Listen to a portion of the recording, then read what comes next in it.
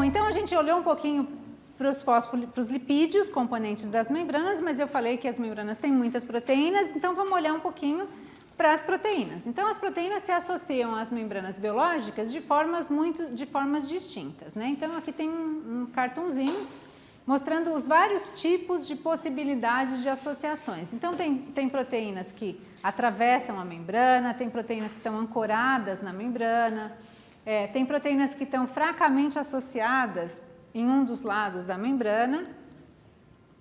Então, por exemplo, existem as proteínas que a gente chama de proteínas integrais, em que elas têm domínios para os dois lados hidrofílicos e elas têm um domínio que atravessa a bicamada lipídica. Então, já sabendo que essa porção aqui é uma porção hidrofóbica, imediatamente a gente já imagina que os aminoácidos que estão nessa porção da proteína são mais hidrofóbicos, né? Vocês lembram quando a gente teve a aula de aminoácidos, que eu mostrei uma tabelinha que tinha aminoácidos que tinham grupamento R mais hidrofóbicos? Então, certamente, essa porção da proteína ela vai estar enriquecida para aminoácidos que têm características, grupamentos R mais hidrofóbicos. As porções que estão do lado de fora, o lado de fora é solução aquosa, os dois lados de fora. Então, essas porções, elas certamente devem ter mais aminoácidos. Os aminoácidos que estão em contato com a solução aquosa devem ser aminoácidos mais polares, né? Existem proteínas que têm vários domínios integrais, então existem uma série de proteínas que elas integram na membrana várias vezes, tá vendo? Então, tem uma ponta que está para um lado, daí tem um domínio que integra, daí tem um pedaço da proteína que é mais solúvel, que fica para o lado de fora, daí o outro pedaço que vai... Então, vão fazendo vários tipos de interações, vários tipos de maneiras pelas quais elas se integram na membrana. E existem também proteínas que são proteínas de membrana, mas que não estão necessariamente interagindo com a porção hidrofóbica da membrana. Existem proteínas que estão interagindo com outras proteínas que estão imersas ou que estão integradas na membrana. Essas proteínas, elas não precisam ter nenhum domínio hidrofóbico específico, porque elas estão interagindo com porções das proteínas integrais que são porções hidrofílicas, que estão para o lado de fora, tá? Existem também proteínas que podem estar interagindo com outros componentes da membrana, como, por exemplo, com uma porção de carboidratos. Então, proteínas que podem interagir com essa porção de carboidratos, elas interagem com a membrana sem necessariamente estar associadas ou serem integrais à membrana plasmática, tá? Além disso, elas podem se associar, então esses tipos de interações são interações eletrostáticas, não são interações covalentes. Então, uma proteína que se associa com uma outra proteína que é integral da membrana, a interação entre as duas proteínas ela é simplesmente eletrostática. Agora, existem proteínas que podem fazer ligações covalentes com componentes da membrana plasmática. Então, existem vários tipos de componentes da membrana plasmática que podem fazer ligações covalentes com aminoácidos de proteínas. Então, por exemplo, o grupo palmitoil pode interagir fazer uma ligação covalente com o grupo SH de uma cisteína que é interna a uma proteína. O grupo mirastoil de um outro ácido graxo pode fazer uma ligação covalente com uma glicina no N-terminal de uma proteína.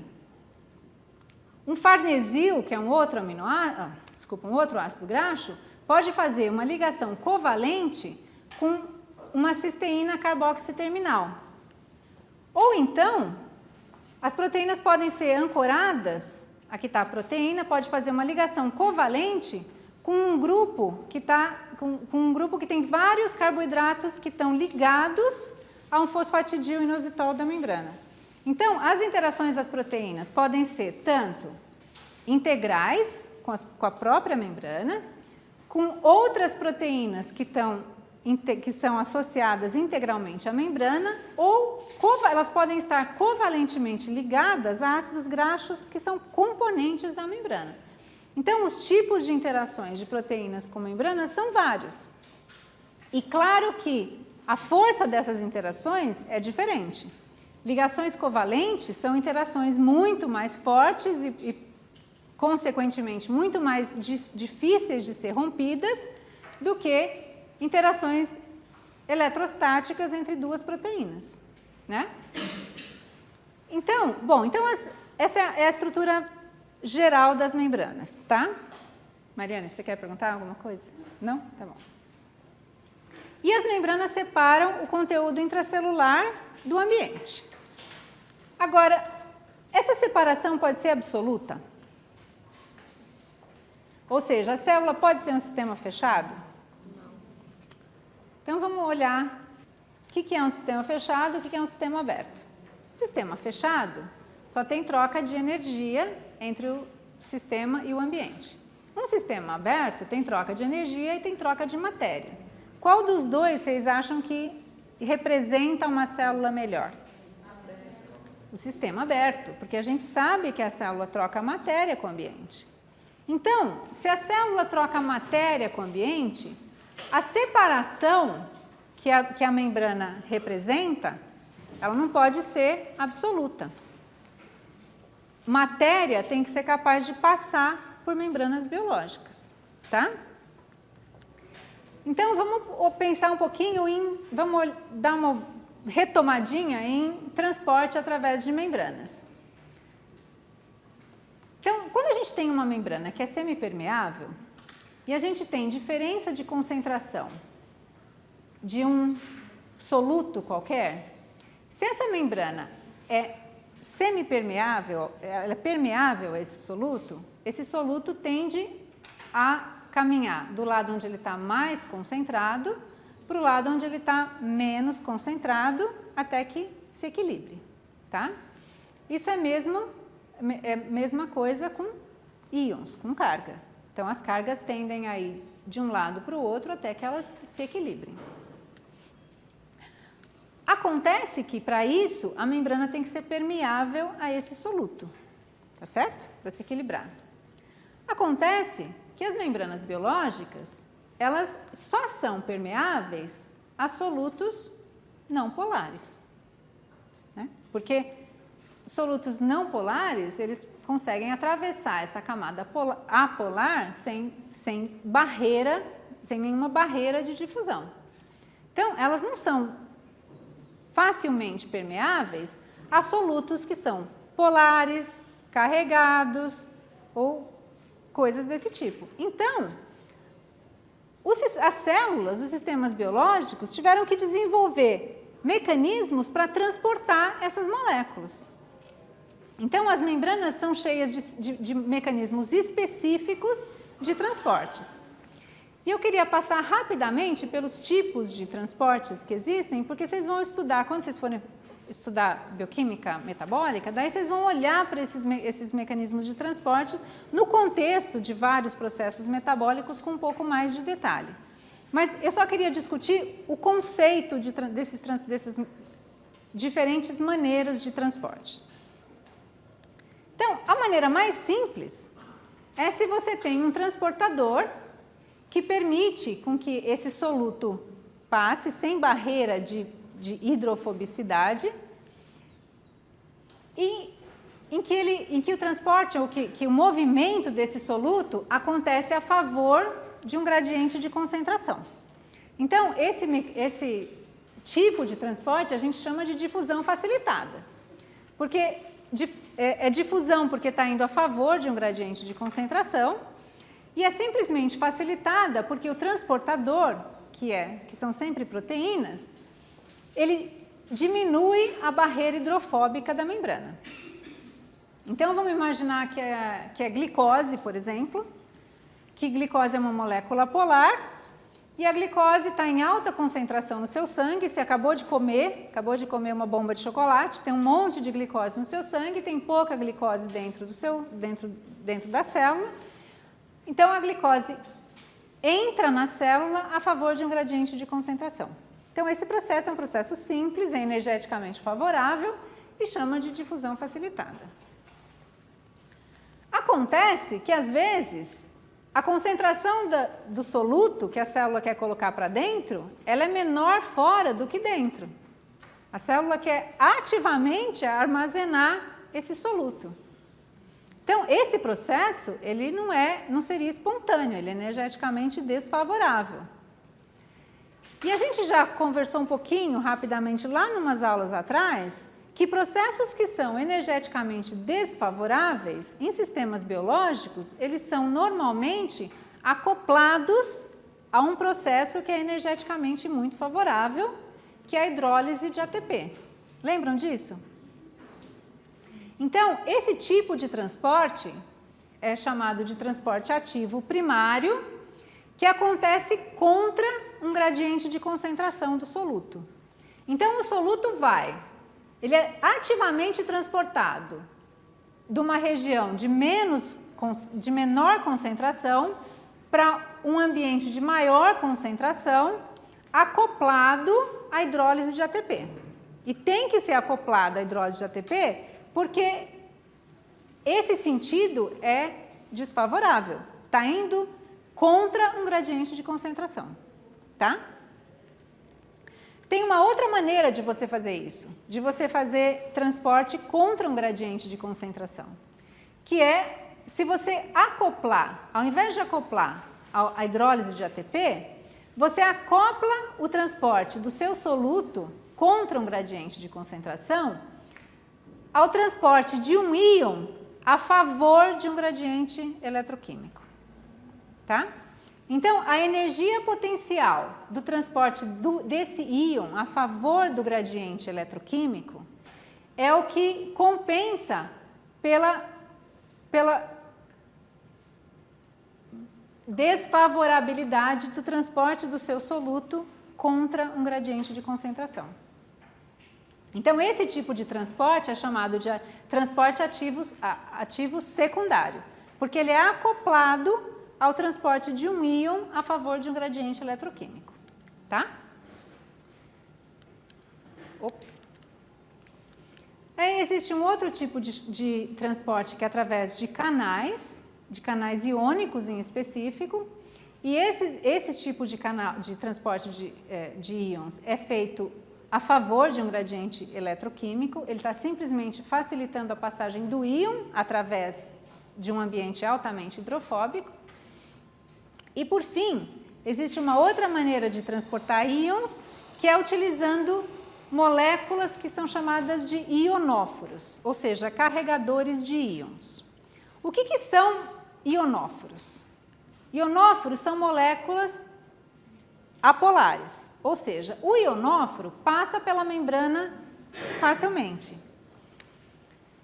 Só que eles podem reagir com o íon, formando uma outra espécie que também passa pela membrana e que libera esse íon do lado de dentro. Então, vamos pensar, por exemplo, próton. Imagina que esse íon é um próton.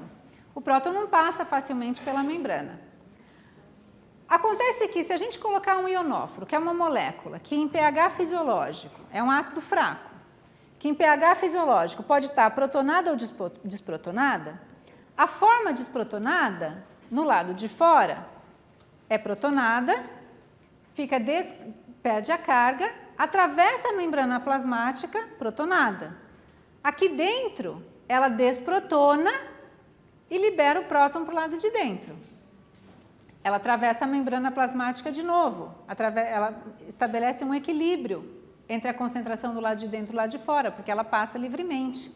Do lado de fora, ela pode ser protonada de novo, passar pela membrana plasmática, desprotonar do lado de dentro, volta para fora, equilíbrio de concentração. E qual que é o resultado líquido disso? O resultado líquido disso é que ela está transportando prótons para o lado de dentro. Então, ela está transportando um íon através da membrana, tá? Existem um monte de venenos ou moléculas que são sintetizadas por fungos, por plantas, até por sapinhos, que são ionóforos, que são moléculas que têm a capacidade de transportar íons, diferentes íons, através de membranas biológicas. E com isso, o resultado disso é que essas moléculas, elas destroem gradientes iônicos, né? E acho que vocês já devem ter escutado em algum lugar que, por exemplo, o transporte de impulso elétrico, impulso nervoso, depende de gradientes de íons através das membranas, né? Lembra do sódio, potássio? Então, se você coloca nessa célula, se você coloca em um neurônio uma molécula que desfaz um gradiente iônico, um gradiente de potássio, por exemplo, esse neurônio agora não vai mais ser capaz de transportar impulso elétrico. Então, alguns desses ionóforos são extremamente tóxicos para organismos, porque eles, em desfazendo gradientes iônicos através desse tipo de mecanismo, eles destroem a capacidade daquela célula realizar as funções biológicas para as quais ela evoluiu, tá? Oi. Um ácido, se ele está na forma protonada ou desprotonada, uma das duas vai ser carregada. Sim. Então, como que ele passaria pela membrana? Se ele, em algum estágio, ele está protonado? Ele está desprotonado. É que assim, eles são ácidos fracos, mas que tem uma porção ácida, mas a molécula em si é muito apolar. Então, o resto da molécula passa facilmente pela membrana. Então, acaba não sendo, ter essa carga, quando ele está desprotonado, acaba não sendo um impedimento muito grande. Talvez a velocidade de transporte nesse sentido é menor do que nesse sentido, mas estabelece um equilíbrio, né? Então, eles passam pela membrana, sim, senhora. Eu não entendi o penúltimo. O canal iônico? O canal iônico é simplesmente... O canal iônico é simplesmente uma estrutura proteica que permite, que cria, como se criasse um ambiente hidrofílico, porque o íon é carregado e vai ter muita dificuldade de passar pela bicamada, pela parte hidrofóbica da bicamada. Então, o canal iônico, ele cria um ambiente proteico, só que essa porção desse ambiente proteico, como se o buraquinho fosse hidrofílico. Então, o íon passa sem ter problemas de interação hidrofóbica, de repulsão hidrofóbica. É isso. Então, o que esses transportadores fazem, na verdade, é que eles diminuem a energia livre necessária ao processo de transporte. Então, se a gente fosse olhar para um soluto hidrofílico, né, que está no ambiente, na solução aquosa, ele tá hidratado, ele está fazendo interações com moléculas de água. Para ele passar pela membrana plasmática, ele teria que ser desidratado, sofrer essa transição, passar por essa transição e depois ele é reidratado no ambiente do outro lado. Então, se a gente fosse olhar a energia livre desse processo, o que a gente tem é esse gráfico de energia livre. E esse é o ΔG de difusão simples. Então, não significa que essas moléculas não passam. Significa que essas moléculas precisam de muita energia para passar através da membrana plasmática. Se você coloca um transportador, no caso do transportador do íon, ou até nesse caso aqui de difusão simples, se você coloca um transportador que cria um ambiente molecular em que a energia dessa transição é menor, o transporte acontece com muito mais facilidade. Então, a ideia de transporte através de membranas biológicas, desses diferentes tipos de transportador, é simplesmente diminuir a energia que é necessária para que a molécula atravesse a membrana.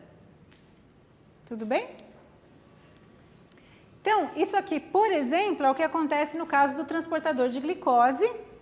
O transportador de glicose, ele é uma molécula, é um complexo proteico que tem afinidade por glicose e que quando liga, então aqui está a glicose do lado de fora, está aqui o transportador inserido na membrana plasmática.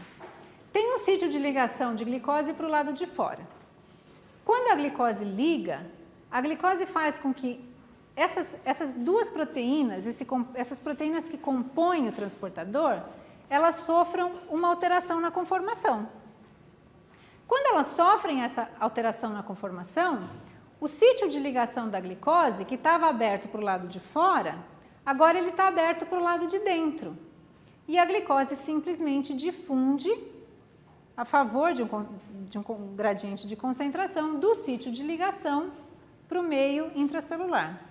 Quando a glicose desliga, quando esse sítio fica vazio, esse complexo, essas duas proteínas, sofrem de novo uma alteração de conformação, abrindo o sítio de ligação para o lado de fora. Tá? Então, você volta lá no começo. Então, é como se você... Esse processo, ele diminui a energia que seria necessária para a glicose passar sozinha pela membrana plasmática. Então, é isso que os transportadores, que são, na sua maioria absoluta, proteicos, são proteínas, fazem. Eles fazem com que o transporte aconteça com um ΔG menor, com uma variação de energia menor. Tudo bem? E além disso, além da existência de transportadores específicos, as membranas plasmáticas têm a capacidade de se fundir umas às outras e de sofrer alterações, elas são fluídas, então elas podem sofrer alterações em que elas geram vesículas. Então, vesículas desempenham importantes papéis em transportes através das membranas. Então, vesículas, que são pequenas porções de membranas que se fecham, elas podem ser formadas dentro das células, isolando um determinado conteúdo, elas migram através da célula, através do citoplasma, né, se fundem com a membrana plasmática e esse conteúdo é liberado para o lado de fora. Elas podem também ser formadas na membrana plasmática, caminhar através da célula e com isso carregar matéria do lado de fora para dentro para determinadas localidades específicas dentro das células. E isso acontece exatamente porque as membranas têm capacidade de se fundir. E essa capacidade de se fundir, ela é uma propriedade inerente das membranas biológicas, porque quando a gente coloca fosfolipídios em solução aquosa, eles vão naturalmente adquirir esse tipo de conformação. Então, as caudas hidrofóbicas dos fosfolipídios, elas tendem a interagir umas com as outras. Então, quando as membranas são colocadas em proximidade uma à outra, a própria interação hidrofóbica entre as caudas faz com que a membrana se funda e a vesícula é incorporada à membrana ao qual ela se fundiu. Então, esses processos, eles são mediados por proteínas, mas as interações hidrofóbicas entre os fosfolipídios garantem com que as membranas vão se fundir. Então, isso é muito importante biologicamente, porque além desses processos de transportes que são realizados por proteínas que são integrais de membranas, ou que são componentes de membranas, porções de membranas podem transportar matéria de fora para dentro e de dentro para fora através dessa capacidade de se fundir.